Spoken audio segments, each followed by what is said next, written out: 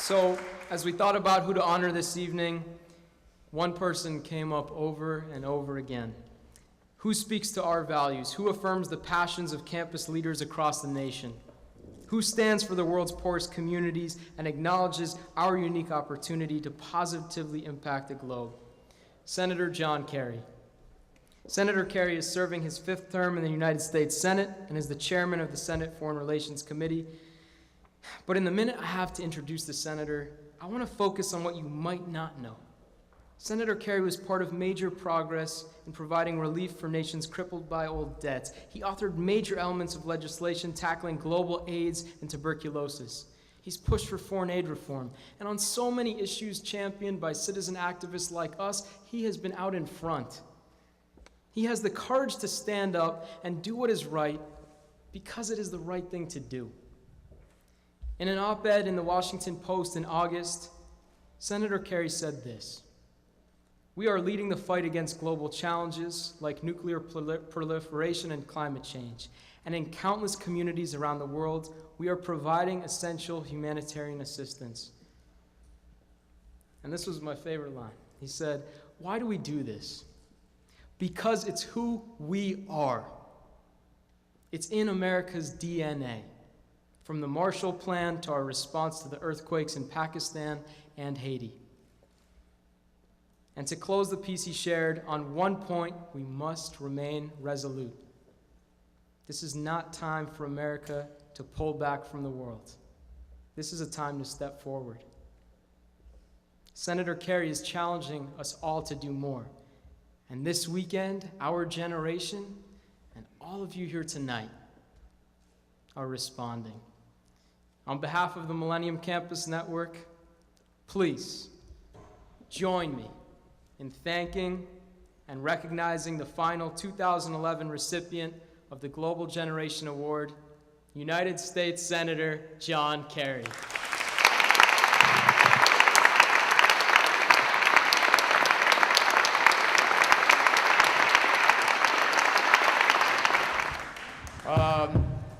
Sam, thank you. I'm, first of all, wrestling with the old technology here.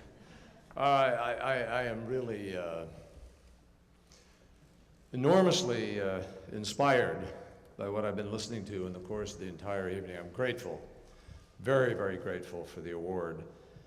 But I'm really more excited by the comments of my fellow honorees and by Ariel's and Sam's description of what is at stake and of where we need to go here. I have to tell you, I was very, very touched and impressed by the eloquence of Eliza Dushku, Jason Russell, and Jillian Sorensen, each of whom I've had a chance to cross paths with at some stage in my life. Jillian going way back to, while I wasn't there all the time, I was occasionally at Smith College. And Jillian was a classmate of my sister's there, or at the same time, I think classmate. And of course, I crossed paths with Jillian and with her late husband, Ted Sorensen, who's a hero to all of us, many, many times in New York and Washington, in campaigns and elsewhere. And you heard her eloquence today, and you could understand why she committed so many years so effectively to the United Nations.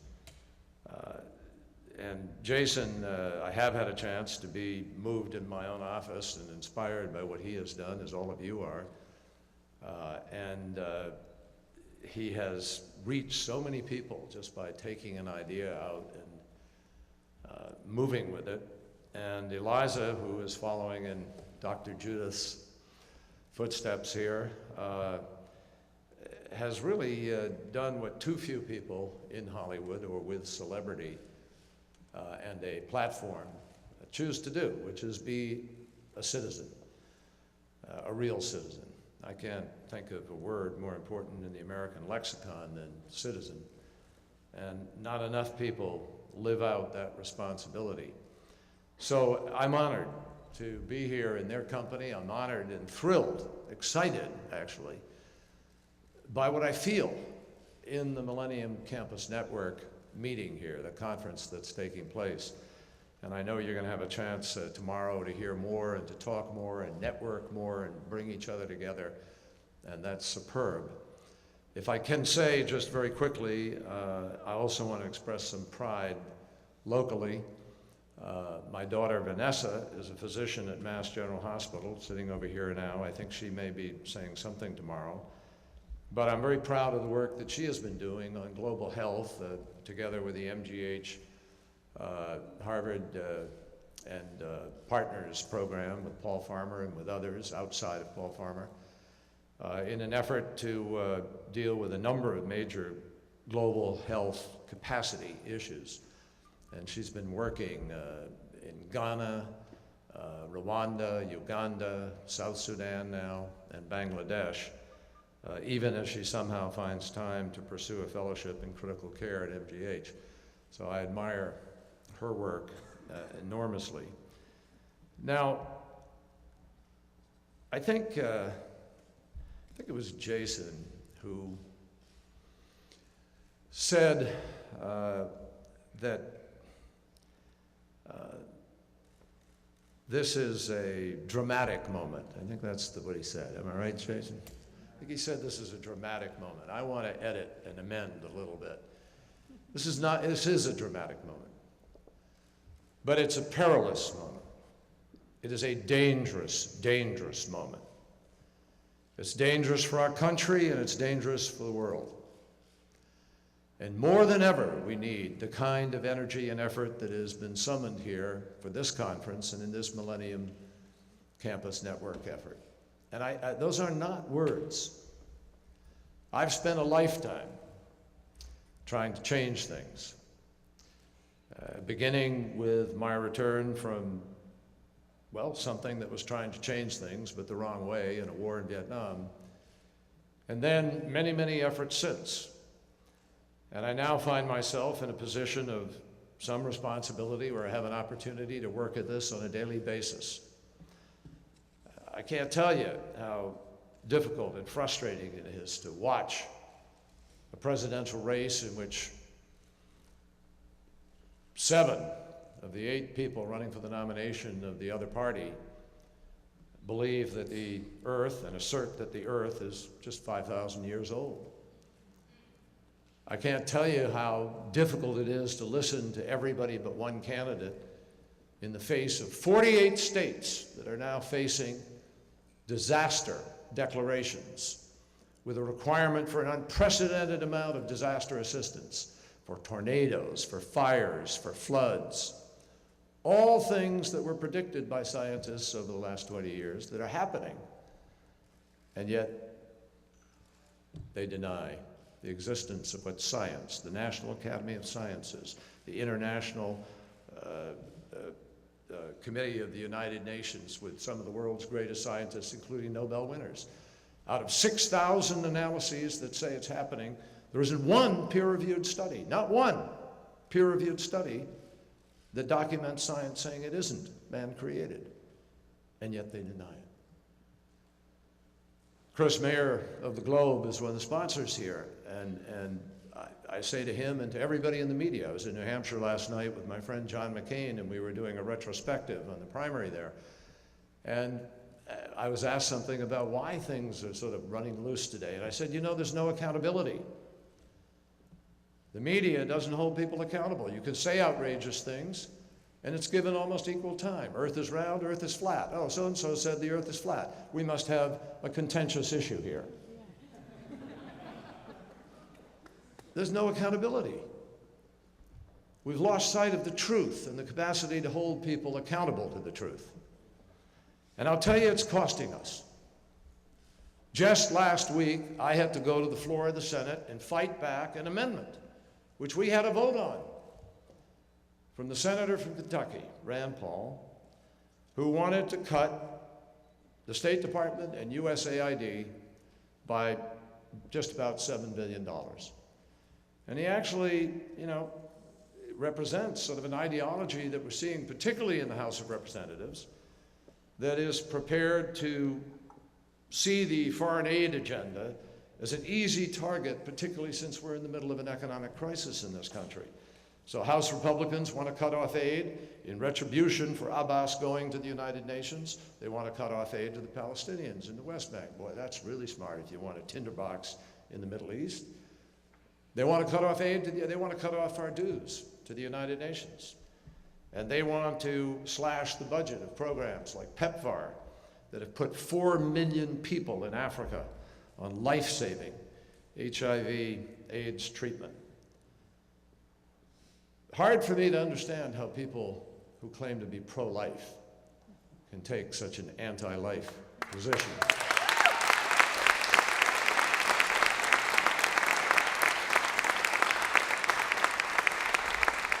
Also hard for me to understand how the United States, notwithstanding the fact that we are in an economic crisis, and we are, and we need to create jobs, and yes, we need to reduce the deficit, and yes, we need to have a better budget, but folks, we're still 3 times the size of China's economy, the richest nation on the face of the planet, with an extraordinary imbalance in use and distribution of resources, with all the capacity in the world. If we just don't give subsidies to oil companies and other choices that we have, we could be doing more, not less. And I'll tell you, Rand Paul suggested that it's welfare that we give to other nations, some of which are rich nations. I'm not sure which rich nations we're giving this to. I know it's not welfare. At the end of Charlie Wilson's war in Afghanistan, Charlie Wilson had the temerity to suggest to people that we ought to be building some schools in Afghanistan. We didn't choose to do that, but we've spent about $1 trillion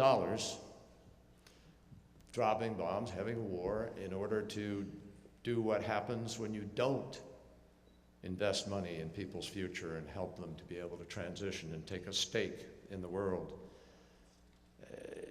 Foreign aid is not welfare, it's not a gift. It is part of our DNA. We've always had a sense of our need to reach out. We rebuilt Japan and Germany after World War II. That wasn't welfare. It turned out to be the greatest investment we ever made. 2 of our strongest allies, 2 of the best democracies. Now Germany propping up Greece and other countries trying to hold the Eurozone together. What a brilliant investment by the United States. And I'll tell you, when you look at the fact that in Egypt, all through the Horn of Africa, all through the Middle East, most of the Arab countries, 60% of the population is under the age of 25, 50% is under the age of 21, 40% is under the age of 18, and almost none of them have jobs. None of them have a future. And if we don't build schools, or we don't reach out, or they don't see a United States does something more than take care of its own interests, I've got news for you. They will all wind up in madrasas. They will all wind up finding some other alternative, and it will be radical, it will be extreme, and it will be dangerous. So we need to understand, this is part of our DNA, and we do it because it's the right thing to do, but it's also in our interest. It's also the way you're going to build markets of the future. Look at India and China. For years, we have encouraged them to develop, and they have developed. They bought into what we said to do.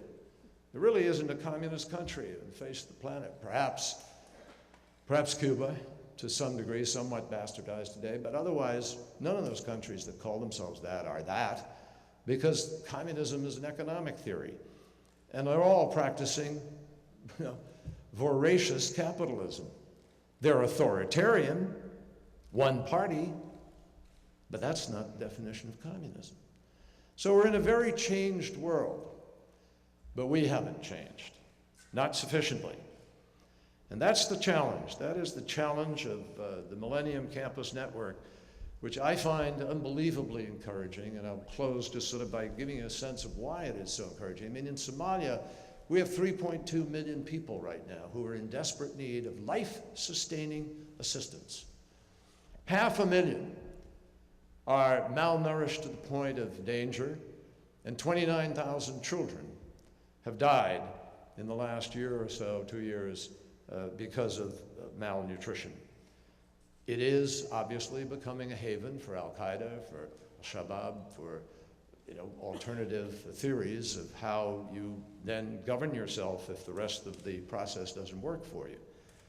And so I just say to you that, poverty is not just a problem for poor people. And shockingly, just last week, we've learned that we've added 2.6 million people to the poverty list here in America. The median income has dropped for the first time since the recoveries of the Great Depression. And we now have 900,000 more people who have no health care, and we have 11 million more people who have entered even lower level of poverty, sort of extreme poverty. Extreme poverty is $11,000 a year for a family of four. Poverty is $22,000 a year for a family of four. And we're growing that part of our country. So we have a challenge here, we have a challenge globally, and that's why I say this is truly a perilous moment. Because we are not able, for some reason, to have a legitimate discussion about these things. It's locked in a power struggle, an ideological struggle, which puts the next election ahead of the next generation, which puts party ahead of country. And that is simply unacceptable. When Benjamin Franklin walked down the steps of Constitution Hall in Philadelphia after slaving away for hours, we heard a little while ago about some John Adams and the brilliant book that David McCullough wrote that describes this so extraordinarily, and how these wise people were there taking huge risks for the nation, to the point that at one time, someone said, surely, we have to all hang. This is when the army was being swept back from New York, and we were losing, in effect, to the British, and they thought Philadelphia might be captured, and their lives were at stake. And they said, we all have to hang together, or surely we shall hang separately. That's how fearful it was and real. But they did stick together. And ultimately, Ben Franklin walked down those steps late at night. The Constitution had been put together. And a woman came up to him and said to him on the steps, "Tell us, Dr. Franklin, what do we have? A monarchy or a republic?" And he looked at her and he said, "A republic, if you can keep it." That's the struggle today, literally. More dangerous than at any time I can think of that I've been in public life. That's the challenge. Now, I don't think there's any issue facing us that can't be solved. We know how to do these things. It's not the solutions we lack, it's the political will to make the decision to embrace the solutions. And that's where all of you come in. And if you don't think you come in there, you shouldn't be here, you're kidding yourselves, but you do. Beth at the very beginning talked about, sort of words that I had expressed when I came back from Vietnam, and I'll just share with you all, I am not a retro, I'm for the future, I believe in the future, I'm not somebody who lives sort of, gee, it wasn't the past, let's go back and do that. No. There are a lot of excesses and a lot of mistakes, but there are some lessons. And here's the most fundamental. In 1970, when I came back from Vietnam, first thing I did was become engaged in Earth Day, doing just what you're doing here now. And we went out and organized.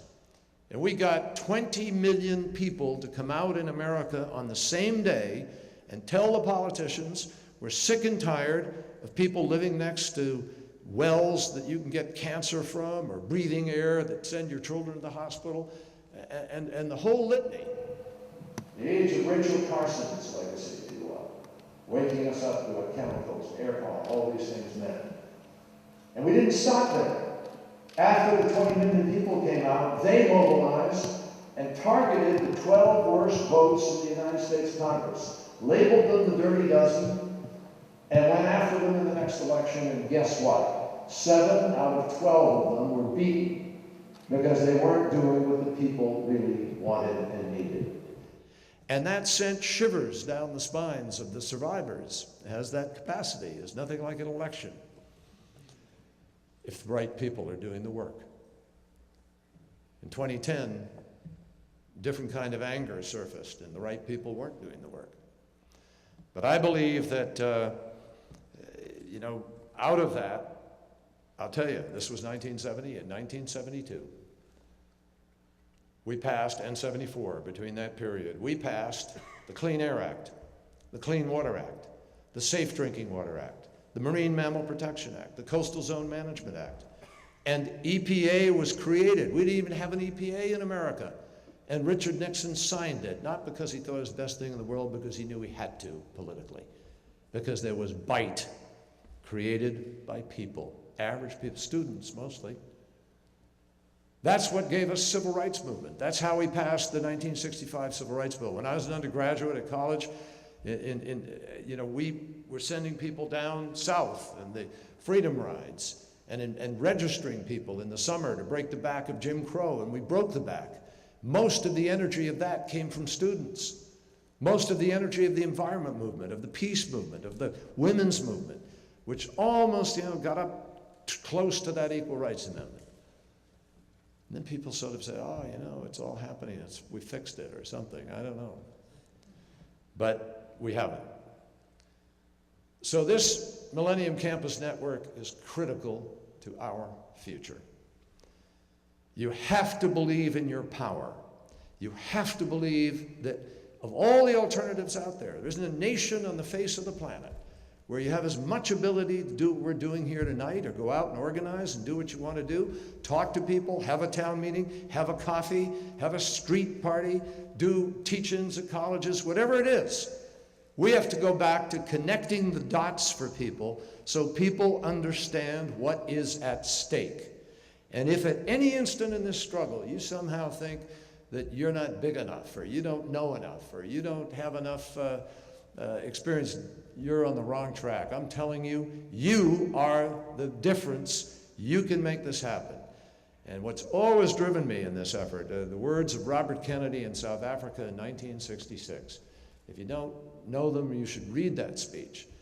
That and Martin Luther King and the letter from a Birmingham jail, two of the most brilliant statements about real democracy and what's at stake. But Robert Kennedy went down there when Nelson Mandela was still in jail, and when blacks were deeply frustrated in South Africa and didn't believe they could overcome apartheid necessarily.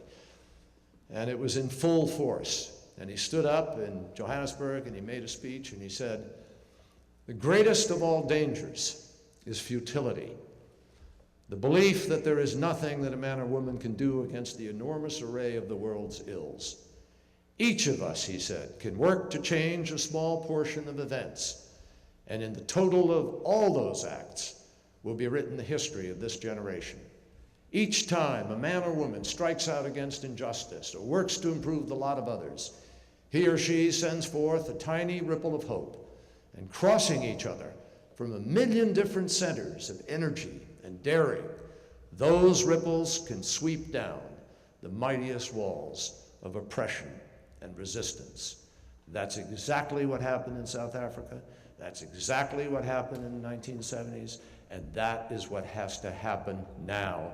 And I'm counting on the campus network, the Millennium Campus Network, to be this generation's stewards of that legacy. Thank you.